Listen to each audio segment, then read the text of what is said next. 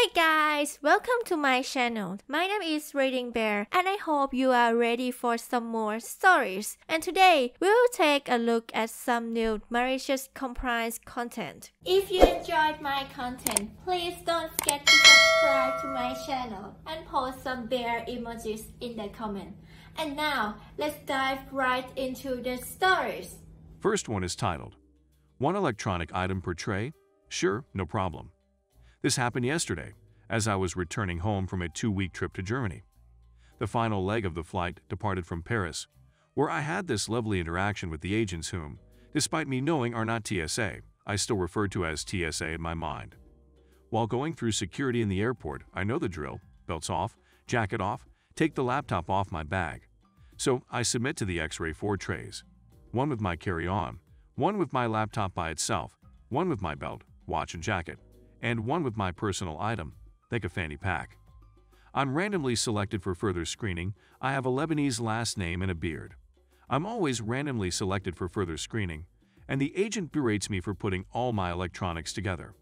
I point out that I took my laptop out of the bag, as per standard procedure, and the agent says, screaming at me, mind you, that is not enough. I must take out every electronic device from my carry-on and put each of them in an individual tray, and I'm being sent to the back of the line to do so.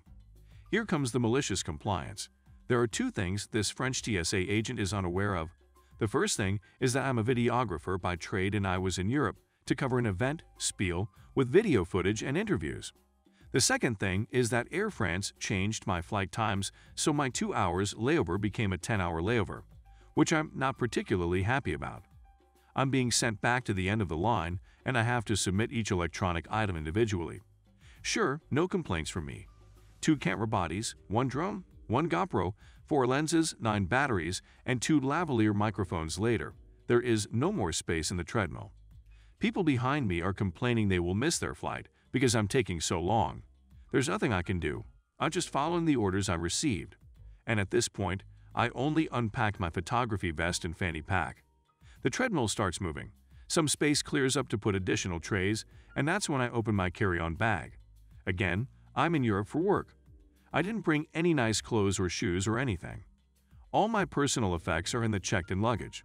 The carry-on is filled exclusively with electronics. I still have 4 microphones, 2 recorders, lights, additional lenses, battery chargers, video monitors, audio monitors, drum controllers. Once I open my carry-on, it's very clear for everyone within eyesight that I'm not even 1/3 of the way done. 1 electronic per tray. Sure thing, I'll just occupy this entire checkpoint by myself then. The people behind me in line are literally jumping and screaming about their missed flight to the point the security agents leave their post to control the line. Someone in a non-uniform suit appears and talks to the agent who sent me to the back of the line. That's when the unthinkable happened. The agent comes to me and says there would be no need for me to continue separating my electronics, and I could just submit my entire carry-on bag as a single item, and they'd examine it further if it seemed necessary. "You sure?" I asked, "because it's no bother at all. I can keep unpacking here all day long."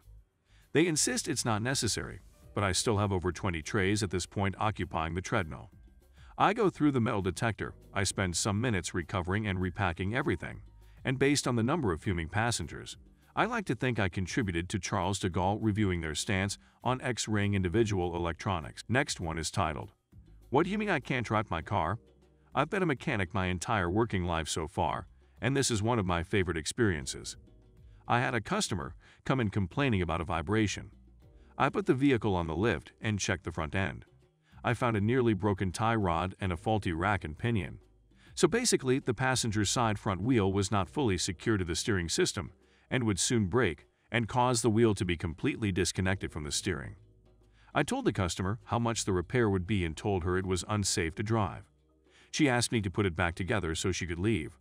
I told her that I could not do that because if it broke after I let her leave, I could be held liable. She started yelling and screaming about calling the cops and suing me and how her cousin's brother knows a guy who's related to the chief of police and I'll be arrested. She calls the police and they come out. I show the officers the vehicle and they understood the safety concern.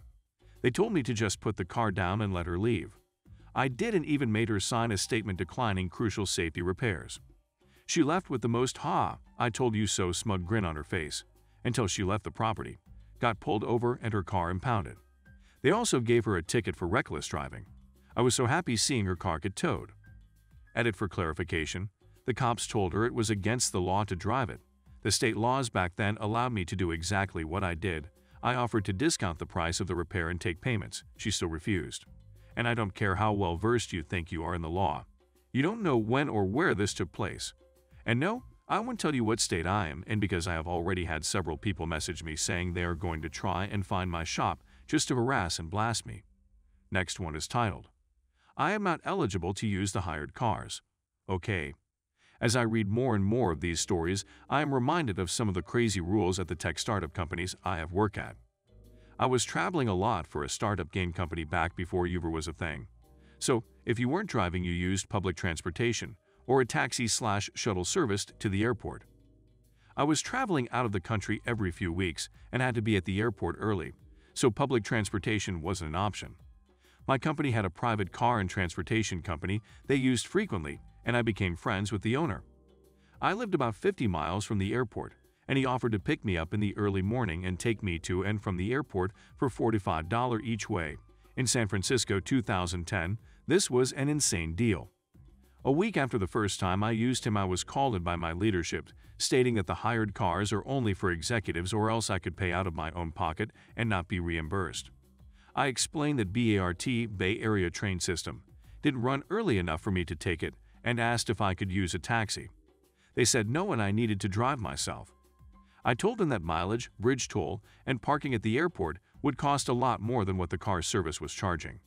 I was usually out of town for at least a week. I was told again that the hired car service was only for executives. Fine, time for some malicious compliance. There was more than one way to the airport, so I made sure to take the long way, adding another 30 miles each way. Airport parking at the time was $20 per day, I believe, maybe a little less. My first trip after my talking to, I was gone for 10 days.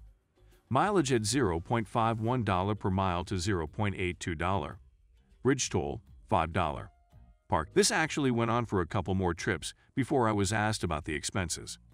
This was one of the few times they realized their rules were stupid and changed things. My company communicated that they were going to start contracting hired cars for early morning commutes to the airport. Great idea, boss. I had a post before about the same company, and there were a lot of comments about tax implications and proper coding of expenses, etc. Just remember, this was a tech startup growing exponentially. There were no regulations, they weren't public, and had no one to answer to at the time. They made the rules based on whose turn it was to grab the microphone and stir crap up. Back then, there was a lot of MC going on, and luckily, a lot of it resulted in better policies based on common sense and data. Last one is titled, Denied a raise and moved to overnight position and told don't care how you do your job, just do it. Okay, I will. I used to work in hotels in a ski town in Colorado. Very expensive, but the quality of life, very common saying there. I had started at a new hotel and was making $10 an hour living with my brother in a 2-bedroom place that was $700 SQFT rent was half our income. When the slow season approached, I was told I would have to move to night audit, 11 p.m. to 7 a.m., or risk being let go. The problem was I lived 3 miles from the hotel and took the bus to get there, since I couldn't afford a car. The bus did not run at night or early morning, so I would be walking 6 miles a day in several inches to a foot or more in snow. I asked for a raise. They said they'd get back to me but need an answer, and I need the job, so, okay, I'll work night audit. I start the next week as an auditor, and while I'm being trained, I learn that I'm also losing a day. The other auditor works 3 days, and I'll be working 4 days, not 5. That's $320 a month hit to my income before taxes. I'll need to be making $12.50 an hour to keep making the same thing with the cut hours. But I decide I'm going to ask for $14. I complete training and meet with my GM. He asks how I'm liking it, and I start off with my concerns. I tell him I wasn't told I'd lose a day, and with having to walk 6 miles a day in the snow, I was going to need a raise to $14 an hour. He let out an audible sigh and tells me he can easily hire someone for this position for $10 an hour and to take it or leave it. I knew it would be very hard to find a job in the winter when everything closes up, so I stayed. As I walked out of his office, he says, I don't care how you do your job, just do it. Okay, I will. You see, this job was easy. It was 7 hours of me doing absolutely nothing and 1 hour of actual work, which gave me plenty of time to find shortcuts. The software we used allowed us to import scripts that you downloaded from the developer's site. One such script was a way to make my job literally one click. The problem was it was $500 a year license for it. Obviously, I wouldn't propose to my GM a way to eliminate my job, but there was a free trial on every script for 7 days. I remember at the time you get around paywalls on news websites by going into the web console and simply removing the paywall from the source code. I decided to see if this was something I could do with this script. And what do you know? I downloaded it and opened the script in a text editor, and the only thing making this script a trial was a line that said, "License expire," and had the date set 7 days out from when I downloaded it. I changed the computer's date to 8 days from now and tried to run the script in our software, and got a notification that said the free trial had ended. I changed it back and set the expiration date to 2050. This took my manual job of 1 hour and made it 3 to 5 minutes. All I had to do was specify a date range and check off what reports I wanted done and printed and click start. That was it. I always manually reviewed everything just in case, but that wasn't it. We had a kitchen where we made breakfast and dinner for the guests. Evening shift got free dinner, and morning shift got free breakfast. I didn't get anything. They eventually decided to have the auditors set up breakfast, so the kitchen crew didn't have to come in as early. I asked if we got free breakfast and was told no, despite setting up everything to make their jobs easier. I should also note that we had to clean any dishes left from dinner that the kitchen didn't get to despite not even getting any dinner. But I had the kitchen all to myself for 6 hours. I started making myself dinner around 1 a.m., whatever I wanted. The only limits were the ingredients in the kitchen, and since I was responsible for dishes from other ships, I never left any evidence behind. I no longer had to buy food to bring to work. I later realized that I could put dirty dishes back in the return bin since it was covered, and the breakfast crew never checked to see if any dirty dishes were in it, and the very few times they did check, they assumed dinner forgot to check before leaving. I always cleaned up the dishes I used, making myself food out of fairness though. So now my job no longer requires me to do dishes. I get free food, and all I have to do is remember the date and click a button to do my actual job. What am I to do with all this time? I watched so many shows. I played online games on my laptop. I started learning Spanish. The GM did say he didn't care how I did my job, just do it, and so I did. I'd eventually decide to move away for a much better job far away, and had to give up the comfy life. I trained my replacement the way I was doing things, including the script, and did not teach him the manual way. Before I left though, I decided to change the trial date to 1 week out. 2 days after my last day, the front desk manager texts me and tells me that the other auditor was just fired for making racist remarks to a guest, and that guest recorded him, so he was fired once the GM got in. He asked if I could come back until they got someone else, and said they'd pay me $15 an hour. Unfortunately, I was leaving in 2 days, so there was no way. I had a call from the GM at about 5 a.m. the day of the expiration, and he asked about this free trial thing and why wasn't the new guy trained how to do the audit properly, who was apparently working 7 days a week since no one else knew the audit except the new guy and of course me. I reminded him that he told me he didn't care how I did my job, just do it. So I did exactly that. I could tell he wanted to yell, but he held back.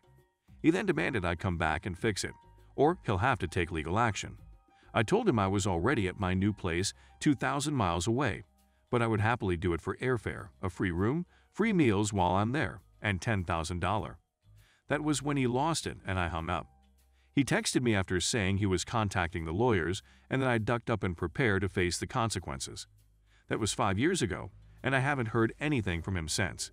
I did eventually go back to that town a few months ago to see my mom and ran into the front desk manager from that place, who is a really nice guy. He told me the GM was caught ducking the head housekeeper in his office by his wife one day, later divorced him. The 19-year-old girl working the front desk in the mornings later filed sexual harassment charges against him, and he resigned after that. The AGM jumped ship after that. The GM was also a coach for a baseball team and hit a kid with a metal bat, breaking his arm, and got his crap rocked by the dad. Not sure what happened to him after that. The front desk manager now runs the place as GM, and he's made sure that he, the AGM, and the FDM are all trained to do the audit. The end.